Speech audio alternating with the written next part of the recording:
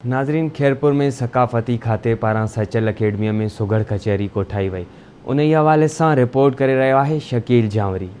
सकाफ़त खाते पारां लोक अदब जी तरवीज लाइ सचल अकेडमी खैरपुर में सुघड़ कचहरी जो प्रोग्राम मुनक़िद कयो वियो। सुघड़ कचहरी में सुघड़नि ॾोर बैत गुजारतूं परोलियूं ऐं ॿियूं सनफ़ूं ॿुधाए वेठलनि खां ख़ूब दाद हासिल कयो। उन हवाले सां सकाफ़त खाते जे आफ़ीसरनि ऐं महिमाननि आवाज़ टीवी सां वीचार वंडींदे चयो त लोक अदब जी तरवीज जेको लोक अदब इहे लोलियूं आहिनि या असांजा महिमान था अचनि उन्हनि खे कहिड़े नमूने असां सिंधी माण्हू आद जगाद खां वठी वेलकम कंदा हुया, भलीकार कंदा हुया।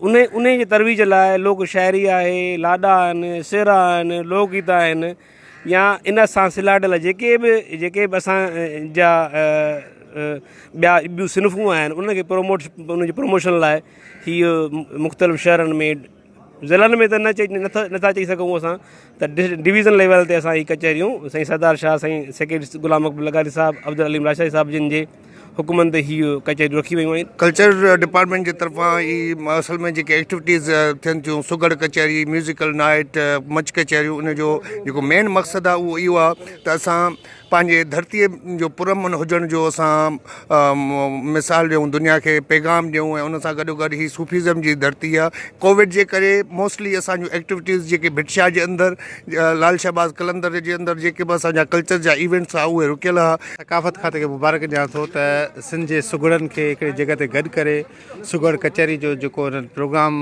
खैरपुर में रखियो उहो साराह जो कमु आहे। सकाफ़त खाते जो कमु ई इहो आहे त सिंध जे कल्चर खे प्रोमोट कजे ऐं असांजे कल्चर जी जेका सुञाण आहिनि से असांजा सुघड़ आहिनि। सुघड़ बेसिकली उहे स्कॉलर आहिनि ऐं उहे दानिश्वर, उहे ॾाह आहिनि जेके कंहिं बि यूनिवर्सिटी में डिग्री नथा वठनि पर उनखे ज़िंदगी जी यूनिवर्सिटियुनि जी डिग्री हासिलु आहे ऐं उन जूं ॻाल्हियूं ॿुधी, उन जी ॿोली ॿुधी यकीनन असांखे उत्साह मिले थो। सभ खां पहिरियां त मां सकाफ़त खाते जी साराह कंदुसि त सुघड़ कचहरी जेको हिकिड़ो तमामु वसी मौज़ू आहे जंहिंमें ॾाहप, इल्मु, अदब जा रंग अची वञनि था।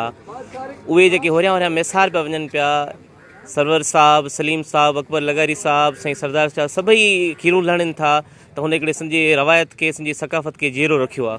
सुघड़ उहे दानिश्वर ऐं ॾाह आहिनि जेके यूनिवर्सिटियुनि मां डिग्रियूं न करण बावजूदु संदन ॾाहप भरियूं ॻाल्हियूं ॿुधी उत्साह ज़रूरु मिले थो।